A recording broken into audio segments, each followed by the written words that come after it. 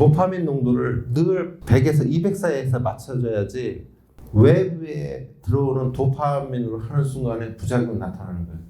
저 도파민 농도를 한번 맛본 사람은 평생 그걸 잊지를 못하는 거예요.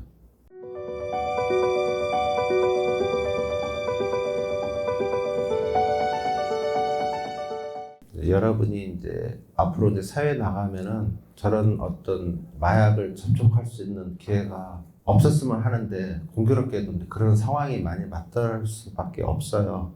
어떠면은 이제 호기심이라든지 이런 게 있을 수가 있고, 그래서 그에 대한 어떤 위험성하고, 왜 마약을 한 번도 안 한 사람은 있어도 한 번만 한 사람은 없다는 말이 있듯이 왜 마약 중독에 빠질 수밖에 없는가, 그에 대해서 얘기를 해드릴게요.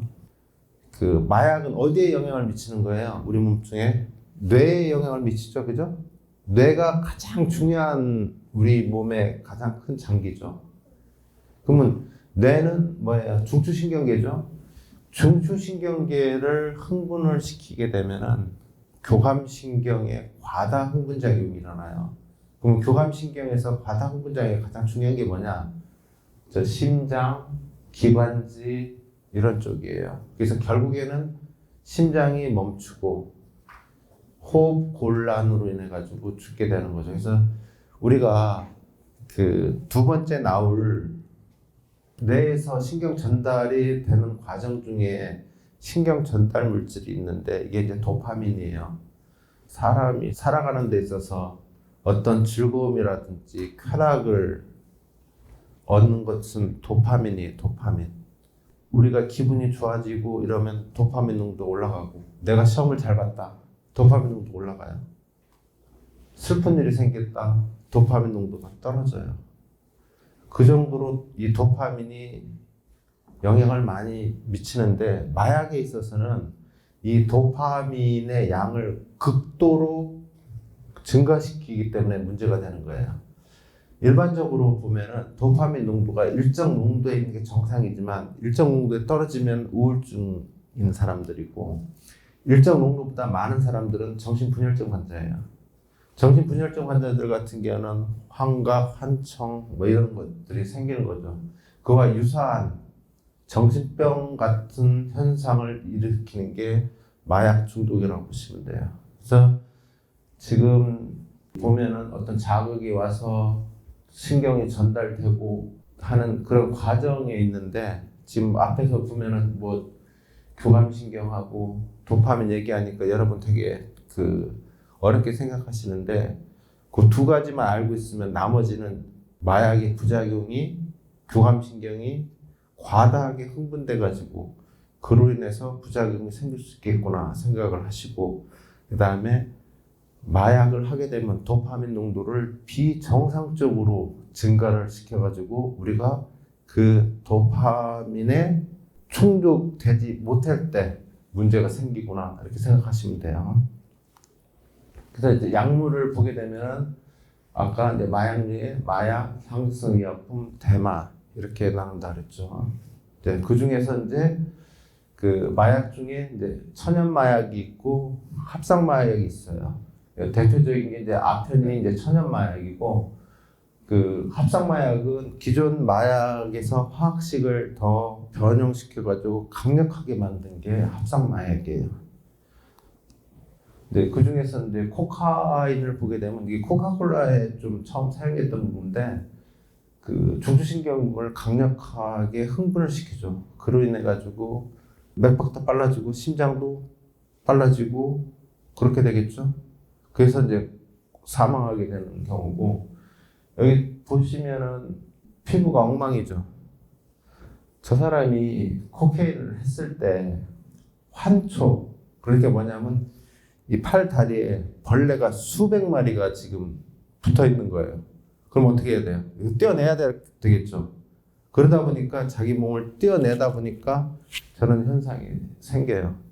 근데 그 당시에는 기분이 좋지만 그것이 끊어지게 되면 갑자기 그 약물 농도에 떨어지니까 저런 우울증이라든지 무욕증후군 이런 것도 유발이 되고, 또 코카인을 코로 계속 흡입을 하다 보니까 코가 빵꾸가 나죠. 그 빵꾸가 나는 경향이 생기고요. 코카인을 아주 적게 했을 때는 뭐 피로 회복이라든지 각성 효과 이런 게 있지만은 이게 장기적인 있을 때는 정신 혼란이라든지 수면 장애, 나중에는 심장 마비 뭐 이런 쪽으로 갈 수가 있어요. 마약을 할 때 가장 많이 하는 것 중에 하나가 뭐냐면 아편이에요, 아편. 아편은 뭐냐면 여기 꽃 보이시죠? 꽃. 저게 이제 양귀비꽃인데 그 꽃에 보면은 열매가 있어요. 그 열매를 칼로 이렇게 긁어요. 긁으면 진액이 나오거든요. 그 진액 자체를 뭉쳐서 맡은 게 이제 아편이에요. 아편의 주성분이 몰핀, 뭐 코데인, 파파베린인데 그 중에 가장 많은 게 몰핀이라고 볼 수 있고요. 저 양귀비는 옛날에는 그 집에서 키울 정도로 그렇게 하고 지금도 저걸 몰래 키우는 사람이 있어요. 뭐 관상용으로 하는데 저것 같은 경우도 강력한 중추신경이 흥분돼가지고 뭐 진통이라든지 진해 그런 쪽으로 쓰는데 나중에는 저게 심장이라든지 호흡곤란을 일으키게 하죠. 헤로인은 아까 그 몰핀에다가 화학식을 변형시켜가지고 엄청나게 강하게 했어요. 그래서 그 헤로인이 약물 중에 영웅이다. 그래가지고 이름 자체가 헤로인이거든요. 요 아가씨가 보면은 21살 때 찍은 사진인데 그 8년 뒤의 사진은 어때요? 눈이 풀려 있고 이빨이 빠지고 그 다음에 되게 초췌하죠. 올해 마약을 하게 되게 되면 침 분비가 제대로 되질 않아요. 그러면 충치균도 많이 있을 테고 또 마약을 하게 되면 단 음식을 많이 찾거든요. 그러다 보니까 이빨이 다 빠져요. 뭐 저런 형식이고 우리가 보면은 헤로인이 워낙 강해가지고 약물 치료 자체를 하는 도중에 죽게 되는 그런 경우예요. 그 정도로 강력한 게 이 헤로인이라고 볼 수 있고요. 그 다음에 이제 향정성 의약품 보면은 이제 환각, 각성제, 신경안정제 뭐 이렇게 되어 있는데 그 중에서 이제 환각제 중에 보면은 LSD라고 해가지고 요 자체는 그 호프만이라는 사람이 맥각 알칼로이드라고 만드는 과정에서 발견한 거예요. 근데 그것을 하게 되면 어떤 현상이 발생하냐? 저런 현상 좀 보세요. 색깔이 얼룩달룩하죠? 되게 환하고 저거 하는 사람들 보면 소리를 볼 수 있고 색깔을 들을 수 있고 말이 좀 이상하죠? 근데 실제 그렇다고 그래요. 그러니까 주로 그 예술가라든지 이런 사람들이 예술적인 영감을 더 얻기 위해서 저걸 하는 경우가 많고 일례로 스티브 잡스도 저것을 했다고 그래요. 근데 이 사람은 이제 환각 자체가 유쾌한 환각이었기 때문에 문제가 없었던 건데 문제는 저런 환각작용을 할 때 유쾌한 환각만 한다면 상관이 없지만은 불쾌한 환각을 한다는 거예요. 불쾌한 환각을 하게 되면 사람을 죽일 수가 있어요. 그 CIS에서 보면은 치어리더가 저 LSD를 먹고서 춤을 추다가 옆에 동료의 배를 찢고 내장을 꺼내고 그런 장면이 나와요. 그게 왜 그러냐? 이 사람 그런 어떤 불쾌한 환각에 빠졌기 때문에 그래요. 작년에 울산에서 캠핑장에서 저 LSD 하다가 부참는 사람이 있어요. 그 정도로 이 환각작용이 상당히 강하다고 볼 수 있어요. 필로폰 많이 들어봤죠? 히로뽕이라고 하는데 저게 어떻게 보면은 제 만들기가 되게 쉬워요. 마왕이라고 있는데 주로 이제 감기약에 많이 들어가요. 기침을 억제시켜주고 땀을 나게 하고 그러는데 요즘 이제 갈근탕 들어보셨죠? 우리 몸살 때 먹는 그 속에도 이제 들어가 있는 물질인데 일본의 학자가 세계 2차 대전 때 그 호흡기 약을 만드는 과정에서 제가 발견을 한 거예요. 근데 저걸 먹으면 피로가 없어지는 거예요. 그래서 일본에서 군수 노동자들 일시키기 위해서 저것을 먹여가지고 피로도 없어지고 그래서 일을 사랑한다라는 뜻에서 필로폰이고 히로뽕, 히로가 일본말로 피로고 뿅 날아간다 해가지고 피로가 그냥 뿅 날아가니까 그래서 이제 히로뽕이라는 말로 했는데 세계 2차 세계대전 때 미군이든 독일군이든 일본군이든 저 히로뽕을 상당히 많이 사용을 했어요. 독일군 같은 경우에는 소련을 치기 위해서 3일 동안 행군을 해야 되는데 저 히로뽕을 투여를 한 거예요. 모든 병사들한테. 그럼 병사들이 어때요? 3일 동안 쉬지 않고 행군을 할 수 있었어요. 일본 같은 경우에는 그 가미가제 특공대 아시죠? 비행기 몰고 가가지고 폭파하는 그 조종사들한테 술에다가 저걸 타가지고 먹게 해가지고 가게 하고 그 정도로 이 세계 2차 대전 때 저 히로뽕이 상당히 많이 됐었고 실제로 히로뽕 하는 사람들이 보면 처음에는 되게 쾌감을 느껴요. 그리고 그 하고 있는 동안에 어떤 편집증이라는 건 뭐냐면 쓸데없는 일에 신경을 쓴다는 거죠. 청소를 2시간, 3시간 동안 계속 하는 거예요. 별로 쓸데없는 일인데. 근데 저 약물이 딱 끊어지고 나면 갑자기 우울해지는 거예요. 불안해지기도 하고. 그래서 나중에는 교감신경 과다 흥분으로 인해가지고 뇌혈관이라든지 심혈관. 아까 제 메스마우스라 그랬는데 저기 이빨이 다 빠지는 거예요. 아까 그 헤로인에 있었던 것처럼 빠지는 그런 것도 생기고요. 이게 주사로도 놓고 가루로도 먹고. 근데 주사가 워낙 빠르니까 대부분 그 히로뽕 하는 사람들은 다 주사로도 하죠. 그래서 히로뽕을 한 사람들 보면 뇌신경 세포가 자꾸 옅어지죠. 저렇게 파괴가 돼요. 이 엑스터시라는 게 있는데 이게 피로폰하고 화학적으로 되게 유사해요. 근데 요거 같은 경우는 여러분들이 좀 잘 아셔야 되는 것 중에 하나가 이게 클럽에 가게 되면은 이걸 하는 경우가 상당히 많아요. 이태원이나 홍대에서 상당히 유행했다 그러는데 저것을 먹고 춤을 추게 되면 하나도 피곤하지도 않고 춤도 잘 춰주고 그래서 별명 자체가 도리도리예요. 도리. 춤처럼 잘 이렇게 한다 해가지고. 근데 이것도 먹었을 땐 그 상태는 어떤 쾌감은 있지만 중단됐을 때는 우울적인 현상이 생긴다는 거죠. 나중에는 당연히 심장에 무리를 가게 되고요. 지금 세포가 없어지는 게 보이죠? 야바라는 게 있는데 이게 태국 갔을 때 조심해야 돼. 태국에서 상당히 유행하는 약물 중에 하나인데 되게 가격도 싸요. 우리나라 돈으로 한 3, 4천인데 저걸 이제 4분의 1 먹는다 그러면 1,000원도 안 되는 가격이고 저것 자체가 작년 같은 경우에는 태국인이 들여와가지고 우리나라에 그 일하는 태국인한테 투여를 해가지고 적발을 한 경우인데요. 저걸 먹게 되면 말처럼 뭐 힘이 세지고 그런 데 가지고 말약이라고도 해요. 그 향경성 의약품 중에서 앞에 거 다 얘기했는데 맨 마지막에 오용 또는 남용될 경우 인체에 현저한 위해가 있다고 인정되는 물질. 이게 뭐냐면 전에는 별 그게 없었는데 남용하다 보니까 그걸 지정을 하는 거예요. 일례로 옛날에 럼이라는 약이 있었는데 그 기침약이거든요. 그걸 좀 많이 먹게 되면 환각작용에 빠져요. 근데 그런 것이 많다 보니까 향기성 의약품으로 지정을 하는 경우죠. 대마라 해가지고 대마 같은 경우 우리나라가 옛날부터 뭐예요? 삼배 옷을 입었거든요.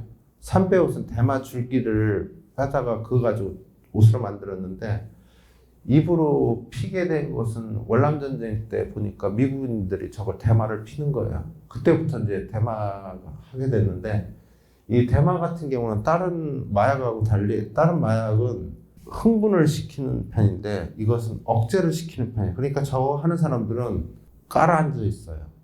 근데 저걸 하고서 어떤 생각을 하냐면 다음 마약을 해야 되겠다라는 그런 생각을 하는 것 중에 하나가 이 대마라고 볼 수 있어요. 그래서 게이트웨이 드러그라 해가지고 마약을 입문하는 거다 이렇게 생각하는데 이게 좀 그 나라마다 약간 달라요. 태국 같은 경우에는 이 대마를 합법화했어요. 그래서 대마를 태국에서 하는 사람도 있어요. 근데 문제는 우리나라 사람이 태국 가서 대마를 하다가 걸렸을 경우에는 법으로 처벌을 받게 돼 있고, 또 태국 사람이 자기 나라는 합법화됐다 손치더라도 우리나라에서 대마를 하게 되면 그것도 잡혀가게 돼 있어요. 그래서 그 점 아시고요. 자, 마약류 오남용의 신체적 피해는 뭐냐? 아까도 얘기했지만 교감신경 과다 흥분이에요. 그러면 마약은 어디를 건드린다 그랬어요? 뇌를 건드린다 그랬죠. 뇌를 망가뜨리는 거예요. 정상적으로 복구가 불가능할 정도로 발작을 일으키는 거예요. 우리가 발작은 어떨 때 일어나냐면 우리 몸에 뇌에도 전기적인 신호가 있고 심장에도 전기적 신호가 있어요.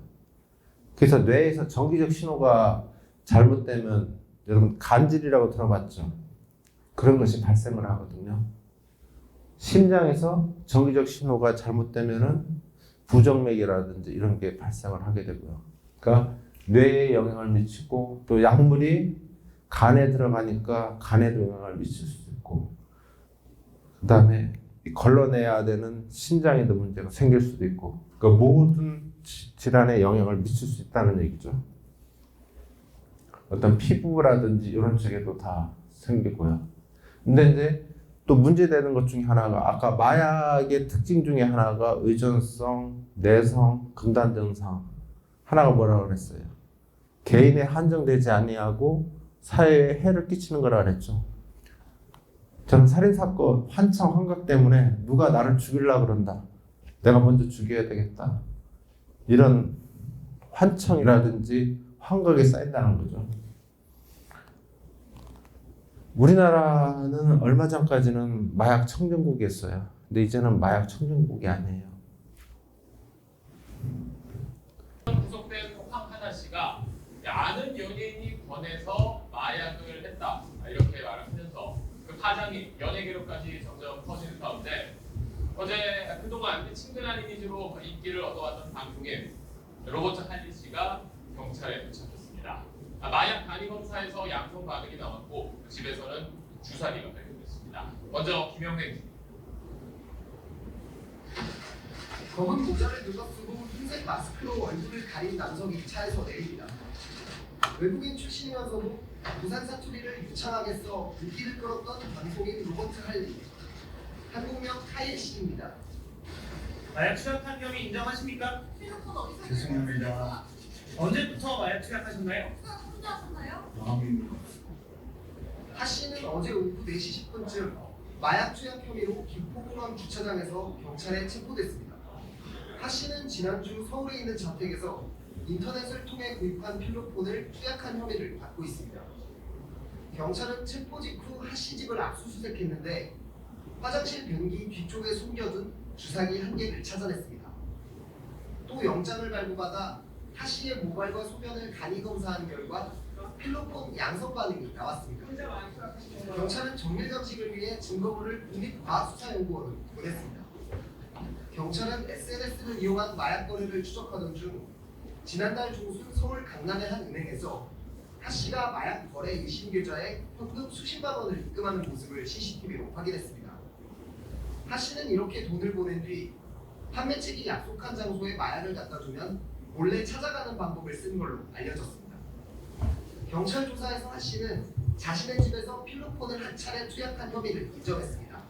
지금 이 뉴스에서 본 것처럼 마약이 상당히 사회 속에 많이 파고들고 있어요. 그래서 마약 그 월별 단속한 거 보면은 계속 증가하고 있죠. 그 다음에 직업별로도 보면 상당히 여러 직업으로 분포되어 있고요. 연령도 그렇고. 그 다음에 모든 계층 자체에 전부 다 퍼져 있는 상황이에요. 물론 이렇게 이제 된 이후에는 가장 큰 것이 SNS라든지 그 다음에 홍보 구조 뭐 이런 거라고 볼 수 있는데, 나이트클럽에 가게 되면 어떤 개냐면 일명 물복이라 해서 알코올에다가 저걸 집어넣어요. 그러면 그걸 먹고 한 20-30분 만에 사람이 쓰러지게 되는 거죠. 그래서 저게 뭐 데이트 강간용으로 쓰는 약 중에 하나인데, 그 정도로 요즘 그 유흥가에서는 상당히 조심해야 되는 것 중에 하나고요. 자, 이 펜타닐이라는 게 있는데 이 펜타닐이 현재 마약 나온 것 중에서 가장 센 마약이에요. 그 마약의 끝판왕이라고 볼 수 있는데 이게 얀센이라는 사람이 개발을 해가지고 지금은 특허가 풀려가지고 다른 데서도 만들어요. 근데 어디서 만드냐 원료를 중국에서 만들어요. 중국에서 만들어가지고 그걸 멕시코에 보내고 멕시코에서 가공을 해가지고 미국에 투여할 정도로 작년에 미국의 사망자 수의 1순위가 펜타닐 복용자예요. 코로나 환자보다 더 많아요.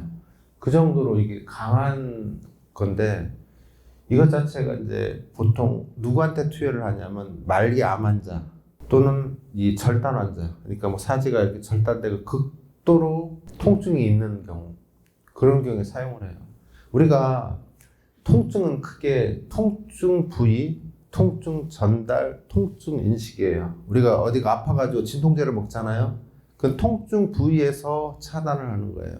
근데 약 중에는 통증이 전달하는 과정에서도 차단하는 약이 있고, 그 다음에 통증을 인식하는 단계에서 차단하는 약이 있어요. 근데 마약성 약들은 전부 다 통증을 인식하는 단계에서 차단하는 약이에요. 그 중에서 가장 강한 게 이 펜타닐이라는 거예요. 근데 사실은 이게 청소년들이 이걸 처방을 받으러 다닌다 그래요. 근데 사실은 이게 처방해주는 의사가 문제일 수도 있죠. 그럼 의사 입장에서는 암 환자라든지 절단 환자라든지 이런 환자한테 투여를 해야 되는데 청소년이 와가지고 내가 허리가 엄청 아프다 처방해달라. 그래서 처방해준다고 해요. 그래서 작년에 이것 때문에 문제가 됐었는데 마약 중에서 가장 센 마약이 이 펜타닐이라는 걸 아시면 되고요. 그 지금 처방 현황도 보면 상당히 많아지고 있어요. 그러니까 펜타닐을 직접 투여하는 것보다 파스 형태로 하는 경우가 상당히 많죠. 약국에서 우리가 이제 약을 사가지고 그걸 마약을 만드는 사람이 있었어요. 2013년에 우리 이제 액티피드라는 약 속에 보면 성분이 트리프롤리딘하고 슈도에페드린 두 가지 성분이 있는데 그 중에서 슈도에페드린을 분리해가지고 마약을 만들었는데 저희 구조식 보시면 슈도에페드린에서 오해치기가 하나 빠지니까 어떻게 돼? 암페타민이죠? 저 암페타민에서 CH3, 그러니까 메틸기가 하나 들어가니까 메스암페타민, 히로뽕이 되는 거예요. 사실 도파민이라는 것도 저 구조식하고 상당히 유사해요. 여러분들이 아주 잘생긴 남학생을 봤다. 흥분되고 그런 감정이 생겨요. 그건 뭐 때문이냐? 페닐테라민이라는 것이 몸에서 발생하게 되거든요. 사실 초콜릿만 먹어도 초콜릿에 저 성분이 들어있어서 우리가 초콜릿 먹으면 기분이 약간 좋아지는 게 저거예요. 페닐테라민 때문에 그래요.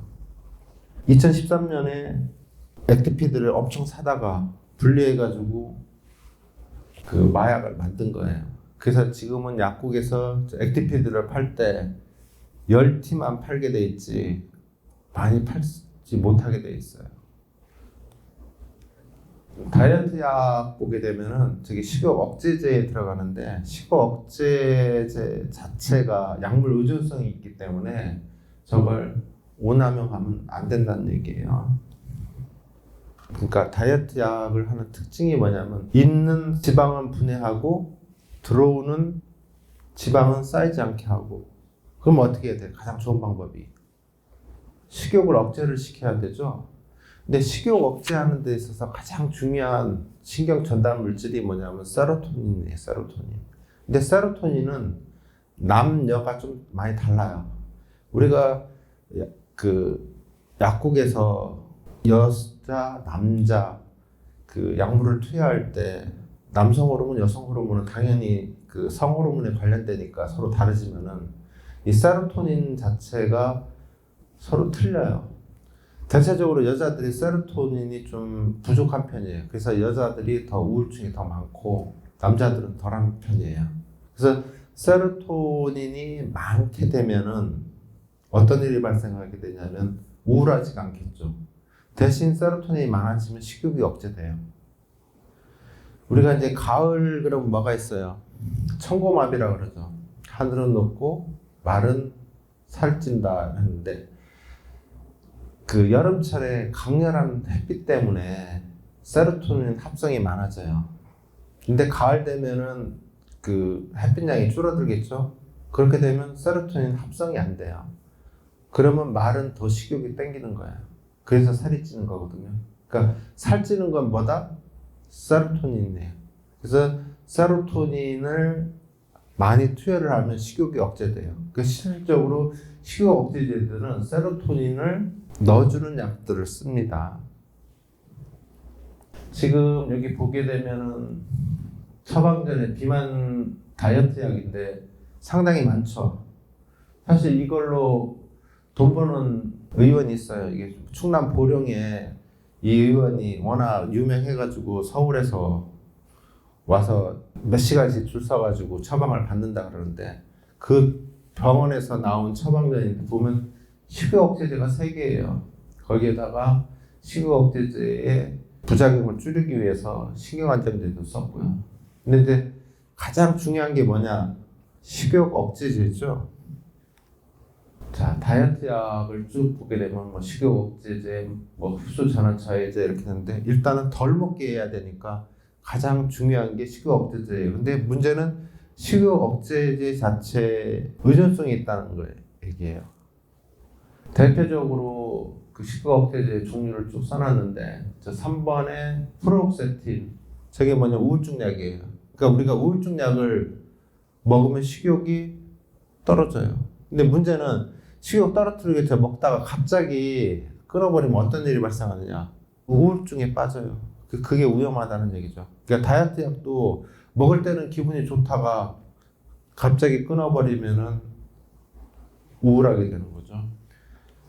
저기 토피라마이드라는 약은 원래 간질약인데 저것도 식욕 억제 효과가 있고 저기 보면 이제 나비 모양의 알약 보이시죠? 저게 펜터민이라 해가지고 식욕 억제제로 약국에서 가장 많이 처방하는 것 중에 하나예요. 근데 이제 요즘은 저 2가지를 토피라마이드하고 펜터민을 같이 섞어놓은 약이 요즘 많이 나가는데 그게 이제 큐시미아라 해가지고 지금 뭐 노란색, 파란색 병으로 쭉 돼 있죠. 저게 요즘 이제 식욕 억제제로 많이 나가는 거예요. 근데 식욕 억제제는 4주까지만 투여를 해야지 그 이상 투여하게 되면 거기에 대한 의존성이 생기는 거예요. 그러니까 살을 빼고 싶더라도 사실은 식욕 억제제 먹어가면서 운동도 하고 그래서 살을 빼야지 약물에 의존하다 보면은 오히려 그 나중에 부작용 같은 게 많이 생기죠. 보통 식욕 억제제를 먹게 되면 잠이 안 와요. 가슴이 두근두근하고. 그래서 어떤 사람들 같은 경우는 일부러 저걸 처방받아가지고 밤에 잠자지 않으려고 먹는 사람도 있긴 해요. 가장 중요한 방법은 운동을 하면서 저걸 먹더라도 4주까지만 먹는다. 그렇게 생각하셔야 돼요. 우리 인간은 도파민의 농도가 올라가 있으면 상관이 없는데 이것 자체가 떨어지게 되면 그 보상으로 도파민을 채우려고 해요. 우리가 사회적으로 가정적으로 문제가 없으면 상관이 없는데 그 문제가 있는 순간에 약물에 손댈 수밖에 없다는 상황이죠. 다른 것이 다 어떤 기분장애라든지 뭐 공포증 이로 인해서 약물 중독이 되는 거예요.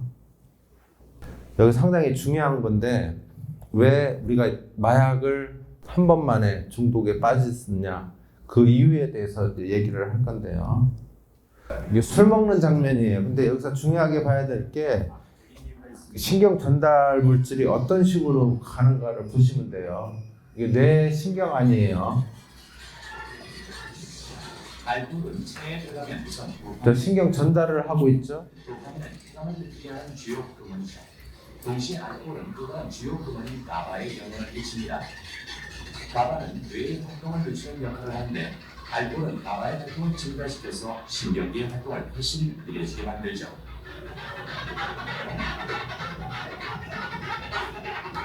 뇌는 특별한 부분에서 다른 호르몬의 영향을 받으며 혼란스러워집니다. 먼저 전두엽 부분이 영향을 받는데 이 부분은 뇌 통제센터라서 우리가 양심과 절제력을 지키는 데 꼭 필요하죠. 하지만 술을 마시면 그 순간부터 전두엽의 활동성이 저하되기 때문에 얼마 지나지 않아서 우리는 절제력을 잃게 되고 더 충동적이고 감정적으로 행동하게 됩니다. 또 우리는 점점 유치한 행동을 하게 되죠. 술을 마시면 뇌의 모든 부분이 영향을 받기 때문에 우리가 성장해온 과정과 반대 현상이 일어나는데요. 과음을 한다면 어린아이로 돌아가는 겁니다. 아까 나왔던 그림 또 나왔죠. 자, 우리 인간은 도파민을 추구하는 인간이라고 그랬어요. 근데 도파민을 어느 정도 충족해야 되냐면 100에서 200 사이에 있어야 돼요. 그러니까 우리가 보통은 100인데 우리가 맛있는 음식을 먹었잖아요. 그럼 어때요? 기분이 좋아지죠? 그럼 한 120 정도예요. 어떤 성행위를 했어요. 그러면 한 150 정도로 올라가요. 자기가 어떻게 큰 일을 하더라도 200까지는 올라가질 않아요. 근데 필로폰을 하게 돼, 히로뽕을 하게 되면 얼마까지 올라가느냐? 800까지 올라가요. 저기 보면 신경과 신경 사이에 점점점 찍히는 신경 전달 물질 양이 엄청나게 많아지게 돼요. 그러면 우리 인간은 그걸 기억하게 되는 거예요. 자기 몸은 800에 세팅이 되는 거예요. 그러면 늘 800의 도파민을 넣어줘야만 되는 거지. 그렇지 않으면 만족을 못 하는 거예요. 근데 문제는 뭐냐? 도파민이 그만큼 들어가면은 교감신경 과다흥분이라고 그랬죠. 그걸 몸에서 집행을 하지를 못해요. 헤로인을 하게 되면은 얼마까지? 2000까지. 그러면 신경 전달 물질이 저쪽에 꽉 차게 돼가지고 오로지 무슨 생각을 하느냐? 저걸 채울 방법만 생각을 하는 거예요. 우리는 늘 100 사이에 있는데 800, 2000 이렇게 됐기 때문에 저걸 못 견딘다는 거죠. 그래서 이제 중독하는 그 과정을 보게 되면 1단계에서는 별 그게 없어요. 우리가 일상적인 생각을 좀 하는 거고. 근데 2단계에 가게 되면 그 도파민의 농도를 맞춰야 되니까 약물 생각을 늘 하는 거예요. 3단계에 가면 무조건 나는 저걸 해야 된다. 다른 게 다 필요 없는 거예요. 무조건 그 약물을 해야 된다는 쪽으로 빠진다는 거죠. 그러니까 우리 몸은 도파민 농도를 늘 100에서 200 사이에서 맞춰줘야지 외부에 들어오는 도파민으로 하는 순간에 부작용이 나타나는 거예요. 그러니까 자기의 그 도파민 농도 자체를 800, 1000 이렇게 맞춰놓으면은 우리가 생활을 할 수 없다는 거예요. 그래서 저 도파민 농도를 한번 맛본 사람은 평생 그걸 잊지를 못하는 거예요. 그래서 마약 치료하는 방법은 뭐냐면 그 도파민의 농도가 800까지 올라가 있으면 그것을 차츰차츰 내리는 방법을 써요. 그런데 아까 뭐라 그랬죠? 헤로인은 그게 안 된다 그랬죠. 헤로인은 너무 높아가지고 그게 안 돼요. 다른 경우도 마찬가지고요. 그래서 중독에 빠지는 과정은 전부 도파민이에요. 인간 자체가 사실은 도파민을 추구하는 인간이기 때문에 저 도파민을 어떻게 하면 충족시킬까? 그게 우리 인간이 살아가는 목적일 수도 있어요. 근데 그 기준치를 마약을 함으로 인해 너무 높여놓기 때문에 우리가 거기에 빠져나오지 못하는 거예요. 그러니까 여러분들은 도파민이 늘 100에서 200 사이에서만 있어야지 그걸 인위적으로 마약을 해서 높여놓은 상황에서는 안 된다는 거죠. 이게 사회적으로 문제가 되기 때문에 마약류 같은 게 처벌을 해요. 뭐 징역 몇 년 이렇게 해야 되는데 그 여러분들이 좀 잘 아셔야 되는 것 중에 하나가 마약류를 소지를 해도 처벌을 받는다는 거. 외국 나가가지고 이렇게 들어올 때 어떤 사람이 짐이 무거우니까 짐 좀 대신 들어달라는 사람이 있어요. 근데 그게 마약일 수도 있거든요. 그럼 들어주는 순간 마약류 소지로 돼가지고 처벌을 받게 돼요. 그러니까 해외 나가서 짐 들어달라는 거 절대 들어주시면 안 돼요. 그래서 이 마약류에 의해서 뭐 징역이라든지 뭐 이렇게 하고 또 이런 사람들을 우리 그 치료 감호소가 있어요. 거기서 이제 그 치료를 하는데 사실은 한번 빠지게 되면은 다시 되돌아가기가 힘들어요. 마약에 있어서 가장 중요한 것은 우리가 누구나 행복하려고 마음을 먹잖아요. 그 행복하게 하는 신경 전달 물질이 뭐라 그랬어요? 도파민이에요. 인위적으로 외부에서 도파민 유사 물질을 집어넣었을 때는 우리가 800, 1000에 대한 그런 도파민 농도를 갖는 거예요. 그러니까 절대로 호기심에서 마약을 한번 맛보게 되면은 그런 일이 발생하고, 또 호기심이 아니더라도 클럽이라든지 이런 유흥가에서 그런 일이 자기도 모르게 일어날 수 있으니까 그런 경우에는 즉각적으로 치료기관에 얘기를 해야 됩니다. 네, 이상입니다.